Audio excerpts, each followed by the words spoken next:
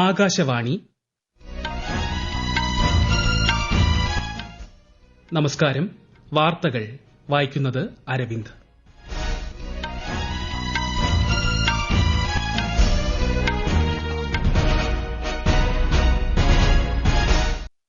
പ്രധാന വാർത്തകൾ. 3 ദിവസത്തെ സന്ദർശനത്തിനായി പ്രധാനമന്ത്രി നരേന്ദ്രമോദി അമേരിക്കയിലേക്ക് തിരിച്ചു. ക്വാഡ് ഉച്ചകോടിയിൽ പ്രധാനമന്ത്രി പങ്കെടുക്കും. ഡൽഹി മുഖ്യമന്ത്രിയായി ആം ആദ്മി പാർട്ടി നേതാവ് അതിഷി ഇന്ന് സത്യപ്രതിജ്ഞ ചെയ്യും.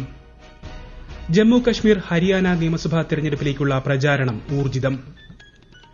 വയനാട് ദുരിതാശ്വാസ ചെലവുമായി ബന്ധപ്പെട്ട് നടന്ന പ്രചാരണം വ്യാജമെന്ന് മുഖ്യമന്ത്രി പിണറായി വിജയൻ. ശ്രീലങ്കയിൽ രാഷ്ട്രപതി തെരഞ്ഞെടുപ്പിനുള്ള വോട്ടെടുപ്പ് പുരോഗമിക്കുന്നു. ബംഗ്ലാദേശിനെതിരായ ടെസ്റ്റ് ക്രിക്കറ്റ് പരമ്പരയിലെ ആദ്യ മത്സരത്തിൽ 3-ാം ദിനം ഇന്ത്യ കൂറ്റൻ ലീഡിലേക്ക്. ഐഎസ്എല്ലിൽ ഇന്ന് 2 മത്സരങ്ങൾ. വാർത്തകൾ വിശദമായി. 3 ദിവസത്തെ സന്ദർശനത്തിനായി പ്രധാനമന്ത്രി നരേന്ദ്രമോദി അമേരിക്കയിലേക്ക് തിരിച്ചു. ക്വാഡ് ഉച്ചകോടി, സമ്മിറ്റ് ഓഫ് ദ ഫ്യൂച്ചർ ഉച്ചകോടി തുടങ്ങിയവയിൽ അദ്ദേഹം പങ്കെടുക്കും. വിശദാംശങ്ങളിലേക്ക്. ഇന്ത്യ, അമേരിക്ക, ഓസ്ട്രേലിയ, ജപ്പാൻ എന്നീ രാജ്യങ്ങൾ ഉൾപ്പെടുന്ന ക്വാഡ് കൂട്ടായ്മയുടെ 4ാമത് ഉച്ചകോടിയാണ് ഡെലവറിൽ നടക്കുന്നത്. യുഎസ് പ്രസിഡന്റ് ജോ ബൈഡനാണ് ഉച്ചകോടിക്ക് ആതിഥേയത്വം വഹിക്കുന്നത്. 2025ൽ ഇന്ത്യയാകും ഉച്ചകോടിയുടെ ആതിഥേയത്വം വഹിക്കുക. ഉച്ചകോടിയുടെ പശ്ചാത്തലത്തിൽ വിവിധ ലോക നേതാക്കളുമായി പ്രധാനമന്ത്രി കൂടിക്കാഴ്ച നടത്തും. 2ാം ദിനം ന്യൂയോർക്കിലെ ഇന്ത്യൻ സമൂഹത്തോട് അദ്ദേഹം സംവദിക്കും. ഈ മാസം 23ന് ന്യൂയോർക്കിലെ ഐക്യരാഷ്ട്ര പൊതുസഭയിൽ നടക്കുന്ന summit of the future ഉച്ചകോടിയെയും Shri Narendra Modi അഭിസംബോധന ചെയ്യും. സന്ദർശനവേളയിൽ യുഎസ് ആസ്ഥാനമായുള്ള പ്രമുഖ കമ്പനികളുടെ സിഇഒമാരുമായും വ്യാപാര പ്രമുഖരുമായും പ്രധാനമന്ത്രി ആശയവിനിമയം നടത്തും. ഇൻഡോ പസഫിക് മേഖലയിലെ സമാധാനത്തിനും പുരോഗതിക്കും സമൃദ്ധിക്കും വേണ്ടി പ്രവർത്തിക്കുന്ന സമാന ചിന്താഗതിയുള്ള രാജ്യങ്ങളുടെ കൂട്ടായ്മയായി ക്വാഡ് ഉയർന്നു വന്നിട്ടുണ്ടെന്ന് യാത്ര തിരിക്കുന്നതിന് മുൻപ് പ്രധാനമന്ത്രി പ്രസ്താവനയിൽ ചൂണ്ടിക്കാട്ടി. ഇന്ത്യൻ പ്രവാസികളുമായും പ്രമുഖ അമേരിക്കൻ വ്യവസായികളുമായും ആശയവിനിമയം ആകാംക്ഷയോടെ കാത്തിരിക്കുകയാണെന്നും പ്രധാനമന്ത്രി അഭിപ്രായപ്പെട്ടു. News desk, Akashvani. ജമ്മു കശ്മീരിൽ നിയമസഭാ തെരഞ്ഞെടുപ്പിന്റെ 2ാം ഘട്ട പ്രചാരണം ഊർജിതമാകുന്നു. ഈ ഘട്ടത്തിൽ 6 ജില്ലകളിലായി 26 മണ്ഡലങ്ങളിൽ ഈ മാസം 25ന് വോട്ടെടുപ്പ് നടക്കും. മുതിർന്ന ബിജെപി നേതാവും കേന്ദ്ര ആഭ്യന്തരമന്ത്രിയുമായ അമിത് ഷാ ഇന്നലെ വൈകിട്ട് ജമ്മുവിലെത്തി. പൂഞ്ച്, രജൌരി, ജമ്മു ജില്ലകളിലെ 5 തെരഞ്ഞെടുപ്പ് റാലികളെ അദ്ദേഹം അഭിസംബോധന ചെയ്തു. നാളെ ഉധംപൂർ ഈസ്റ്റ് മണ്ഡലത്തിലെ നൌഷേരയിലും മജൽത്തയിലും റാലികളിൽ അദ്ദേഹം പങ്കെടുക്കും. ബിജെപി ദേശീയ അധ്യക്ഷൻ ജെ.പി. നദ്ദയും രാജ്യരക്ഷാമന്ത്രി രാജ്നാഥ് സിംഗും വിവിധയിടങ്ങളിൽ പൊതുയോഗങ്ങളെ അഭിസംബോധന ചെയ്യും. കോൺഗ്രസ് നേതാവ് രാഹുൽ ഗാന്ധിയും നാഷണൽ കോൺഫറൻസ് പ്രസിഡന്റും ജമ്മു കശ്മീർ മുൻ മുഖ്യമന്ത്രിയുമായ ഫറൂഖ് അബ്ദുള്ളയും തിങ്കളാഴ്ച വിവിധ സ്ഥലങ്ങളിൽ തെരഞ്ഞെടുപ്പ് റാലികളിൽ പങ്കെടുക്കും. അടുത്ത മാസം 5ന് നടക്കുന്ന ഹരിയാന നിയമസഭയിലേക്കുള്ള തെരഞ്ഞെടുപ്പ് പ്രചാരണം ശക്തമാക്കി രാഷ്ട്രീയ കക്ഷികൾ. മുഖ്യമന്ത്രി നായബ് സിംഗ് സൈനി, ബിജെപി നേതാവ് ബിപ്ലവ് ദേവ് എന്നിവർ തെരഞ്ഞെടുപ്പ് യോഗങ്ങളെ അഭിസംബോധന ചെയ്തു. മുതിർന്ന കോൺഗ്രസ് നേതാവ് ഭൂപിന്ദർ സിംഗ് ഹൂഡ, ആസാദ് സമാജ് പാർട്ടി നേതാവ് ചന്ദ്രശേഖർ ആസാദ് ഉൾപ്പെടെയുള്ള നേതാക്കളും പ്രചാരണ രംഗത്ത് സജീവമാണ്. നിയമസഭാ തെരഞ്ഞെടുപ്പ് പ്രചാരണത്തോടനുബന്ധിച്ച് ഹരിയാനയിലെ ബിജെപി പ്രവർത്തകരുമായി പ്രധാനമന്ത്രി നരേന്ദ്രമോദി ഈ മാസം 26ന് സംവദിക്കും. നമോ ആപ്പിലൂടെയാകും സംവാദം. പരിപാടിയിലേക്കുള്ള അഭിപ്രായങ്ങളും ചോദ്യങ്ങളും അയയ്ക്കാൻ പാർട്ടി പ്രവർത്തകരോട് പ്രധാനമന്ത്രി ആവശ്യപ്പെട്ടു. ഊർജ്ജ മേഖല, ഉഭയകക്ഷി വ്യാപാരം, സഹകരണം എന്നീ രംഗങ്ങളിൽ ഇന്ത്യ ബ്രസീൽ ബന്ധത്തിലെ പുരോഗതി ഇരു രാജ്യങ്ങളും അവലോകനം ചെയ്തു. കേന്ദ്രമന്ത്രി ഹർദീപ് സിംഗ് പുരി ബ്രസീൽ ഖനന മന്ത്രി അലജാൻഡ്രോ സിൽവേരയുമായി നടത്തിയ കൂടിക്കാഴ്ചയ്ക്ക് ശേഷം പുറത്തിറക്കിയ പ്രസ്താവനയിലാണ് ഇക്കാര്യം അറിയിച്ചത്. ഊർജ്ജ പരിവർത്തനത്തിൽ ജൈവ ഇന്ധനങ്ങളുടെ പങ്ക് ശക്തമാക്കാൻ ഇരു രാജ്യങ്ങൾക്കും നിർണായക സംഭാവനകൾ നൽകാൻ കഴിയുമെന്ന് യോഗം വിലയിരുത്തി. 3 ദിവസത്തെ സന്ദർശനത്തിനായി വ്യാഴാഴ്ചയാണ് കേന്ദ്രമന്ത്രി ബ്രസീലിൽ എത്തിയത്. ഡൽഹി മുഖ്യമന്ത്രിയായി ആം ആദ്മി പാർട്ടി നേതാവ് അതിഷി ഇന്ന് സത്യപ്രതിജ്ഞ ചെയ്യും. ഡൽഹിയിലെ രാജ്നിവാസിൽ നടക്കുന്ന ചടങ്ങിൽ ലഫ്റ്റനന്റ് ഗവർണർ വി.കെ. സക്സേന സത്യവാചകം ചൊല്ലിക്കൊടുക്കും. മുഖ്യമന്ത്രിയെ കൂടാതെ 5 മന്ത്രിമാരും ഇന്ന് സത്യപ്രതിജ്ഞ ചെയ്യും. സുഷമ സ്വരാജിനും ഷീല ദീക്ഷിത്തിനും ശേഷം ഡൽഹിയുടെ 3ാമത്തെ വനിതാ മുഖ്യമന്ത്രിയാണ് അതിഷി. നരേന്ദ്രമോദി സർക്കാർ 3ാം തവണ അധികാരത്തിലേറി 100 ദിവസത്തിനുള്ളിൽ 15 ലക്ഷം കോടി രൂപയുടെ ജനക്ഷേമ പദ്ധതികൾ അനുവദിച്ചിട്ടുണ്ടെന്ന് കേന്ദ്ര വാർത്താവിതരണ പ്രക്ഷേപണ സഹമന്ത്രി എൽ. മുരുകൻ. സ്ത്രീകൾ നയിക്കുന്ന കുടുംബങ്ങൾക്ക് അടിസ്ഥാന സൌകര്യങ്ങൾക്കായി സർക്കാർ 3 ലക്ഷം കോടി രൂപ അനുവദിച്ചിട്ടുണ്ടെന്ന് അദ്ദേഹം തൂത്തുക്കുടിയിൽ പറഞ്ഞു. തമിഴ്നാട്ടിലെ 11 നഗരങ്ങളിൽ FM റേഡിയോ സ്റ്റേഷനുകൾ സ്ഥാപിക്കുമെന്ന് ശ്രീ മുരുകൻ പറഞ്ഞു. ശ്രീലങ്കൻ ജയിലുകളിൽ കഴിയുന്ന മത്സ്യത്തൊഴിലാളികളെ മോചിപ്പിക്കാൻ വിദേശകാര്യ മന്ത്രാലയം അടിയന്തര നടപടികൾ സ്വീകരിക്കുമെന്ന് കേന്ദ്ര സഹമന്ത്രി ഉറപ്പു നൽകി. ഈ വാർത്തകൾ ആകാശവാണിയിൽ നിന്ന്. വയനാട് ദുരിതാശ്വാസ ചെലവുമായി ബന്ധപ്പെട്ട് പ്രചരിക്കുന്ന വാർത്തകൾ വ്യാജമെന്ന് മുഖ്യമന്ത്രി പിണറായി വിജയൻ. തിരുവനന്തപുരത്ത് വാർത്താ സമ്മേളനത്തിൽ സംസാരിക്കുകയായിരുന്നു അദ്ദേഹം. വിദഗ്ധർ തയ്യാറാക്കിയ മെമ്മോറാണ്ടം മാധ്യമങ്ങൾ തെറ്റായി അവതരിപ്പിച്ചുവെന്നും മുഖ്യമന്ത്രി കുറ്റപ്പെടുത്തി. കേരളത്തിന്റെ ചരിത്രത്തിൽ താരതമ്യമില്ലാത്ത ദുരന്തമാണ് മേപ്പാടിയിലുണ്ടായത്. ദുരന്ത നിവാരണത്തിന് അടിയന്തര ധനസഹായം അനുവദിക്കുന്നതിനായി കേന്ദ്ര സർക്കാരിന് സംസ്ഥാനം മെമ്മോറാണ്ടം സമർപ്പിച്ചു. ആ മെമ്മോറാണ്ടത്തിലെ കണക്കുകൾ ചെലവിന്റെ കണക്കായി വ്യാഖ്യാനിച്ചാണ് വ്യാജ വാർത്ത ഉണ്ടാക്കിയത്.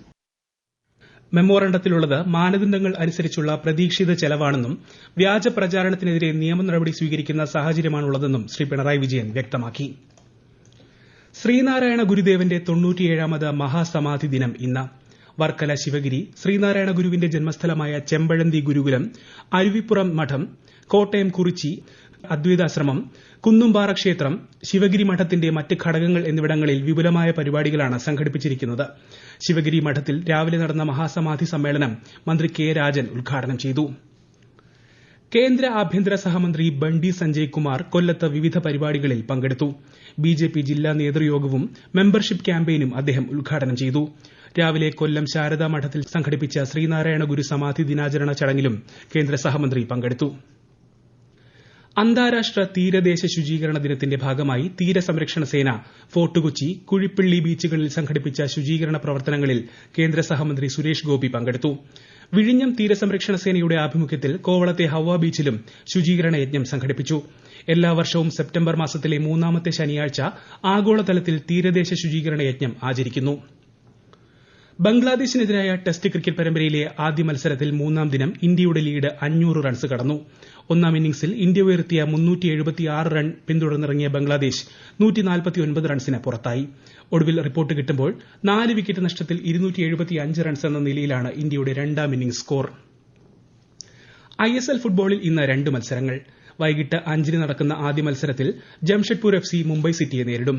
ജംഷഡ്പൂരിലാണ് മത്സരം. രാത്രി 7:30-ന് കൊൽക്കത്തയിൽ നടക്കുന്ന രണ്ടാം മത്സരത്തിൽ മുഹമ്മദൻ SC ഗോവ FCയെ നേരിടും. ഷാർജയിൽ നടക്കുന്ന ഏകദിന ക്രിക്കറ്റിൽ അഫ്ഗാനിസ്ഥാന് ജയം. ദക്ഷിണാഫ്രിക്കയ്ക്കെതിരെ 177 റൺസിനാണ് അഫ്ഗാനിസ്ഥാൻ വിജയം സ്വന്തമാക്കിയത്. 3 മത്സരങ്ങളുടെ പരമ്പരയിൽ 2 മത്സരങ്ങളും വിജയിച്ചതോടെ അഫ്ഗാൻ പരമ്പര സ്വന്തമാക്കി ചരിത്ര നേട്ടം കൈവരിച്ചു. പരമ്പരയിലെ അവസാന മത്സരം നാളെ ഇന്ത്യൻ സമയം വൈകുന്നേരം 5:30-ന് ആരംഭിക്കും. ശ്രീലങ്കയിൽ രാഷ്ട്രപതി തിരഞ്ഞെടുപ്പിനുള്ള വോട്ടിംഗ് പുരോഗമിക്കുന്നു.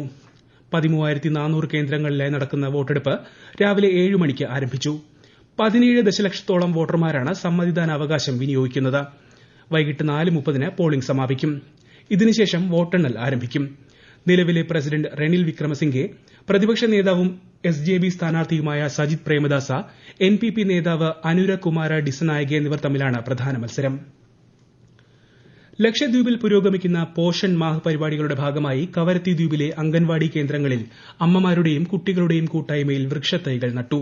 ലക്ഷദ്വീപ് വനിതാ ശിശുക്ഷേമ വകുപ്പിന്റെ ആഭിമുഖ്യത്തിൽ ഏക് പേഡ് മാ കെ നാം എന്ന ക്യാമ്പയിന്റെ ഭാഗമായാണ് ചെടികൾ നട്ടത്. മുതിർന്ന CPIM നേതാവും മുൻ MPയുമായ MM ലോറൻസ് അന്തരിച്ചു. 94 വയസ്സായിരുന്നു. LDF കൺവീനറായി പ്രവർത്തിച്ചിട്ടുണ്ട്. CPIM കേന്ദ്ര കമ്മിറ്റി അംഗം, സംസ്ഥാന സെക്രട്ടേറിയറ്റ് അംഗം എന്ന നിലകളിൽ പ്രവർത്തിച്ചു. അമ്മവേഷങ്ങളിലൂടെ മലയാളികളുടെ മനസ്സിൽ ഇടം നേടിയ അഭിനേത്രി കവിയൂർ പൊന്നമ്മയ്ക്ക് ഇന്ന് നാട് വിട നൽകും. രാഷ്ട്രീയ, സാംസ്കാരിക, ചലച്ചിത്ര രംഗങ്ങളിലെ നിരവധി പ്രമുഖർ അന്ത്യാഞ്ജലി അർപ്പിച്ചു. ഇസ്രായേൽ നടത്തിയ ആക്രമണങ്ങളിൽ തങ്ങളുടെ ഉന്നത കമാൻഡർ ഇബ്രാഹിം അഖീൽ കൊല്ലപ്പെട്ടതായി ഹിസ്ബുള്ള സ്ഥിരീകരിച്ചു. ലബനൻ തലസ്ഥാനമായ ബെയ്റൂട്ടിന് സമീപം ഇന്നലെയാണ് ആക്രമണം നടന്നത്. സംഭവത്തിൽ 14 പേർ മരിച്ചതായും 66 പേർക്ക് പരിക്കേറ്റതായും ലബനൻ ആരോഗ്യ മന്ത്രാലയം അറിയിച്ചു. ബെയ്റൂട്ടിൽ ഇസ്രായേൽ ഈ വർഷം നടത്തുന്ന 3ാമത്തെ ആക്രമണമായിരുന്നു ഇത്. സംഭവത്തെ ലബനൻ പ്രധാനമന്ത്രി നിശിതമായി വിമർശിച്ചു. അതിനിടെ ഇസ്രായേലും ഹിസ്ബുള്ളയുമായുള്ള സംഘർഷം വർദ്ധിക്കുന്നത് ചർച്ച ചെയ്യാൻ ഐക്യരാഷ്ട്ര സുരക്ഷാ സമിതി യോഗം ചേർന്നു. പ്രധാന വാർത്തകൾ വീണ്ടും. 3 ദിവസത്തെ സന്ദർശനത്തിനായി പ്രധാനമന്ത്രി നരേന്ദ്രമോദി അമേരിക്കയിലേക്ക് തിരിച്ചു. ക്വാഡ് ഉച്ചകോടിയിൽ പ്രധാനമന്ത്രി പങ്കെടുക്കും. ഡൽഹി മുഖ്യമന്ത്രിയായി ആം ആദ്മി പാർട്ടി നേതാവ് അതിഷി ഇന്ന് സത്യപ്രതിജ്ഞ ചെയ്യും. ജമ്മു കശ്മീർ, ഹരിയാന നിയമസഭാ തെരഞ്ഞെടുപ്പിലേക്കുള്ള പ്രചാരണം ഊർജിതം. വയനാട് ദുരിതാശ്വാസ ചെലവുമായി ബന്ധപ്പെട്ട് നടന്ന പ്രചാരണം വ്യാജമെന്ന് മുഖ്യമന്ത്രി പിണറായി വിജയൻ.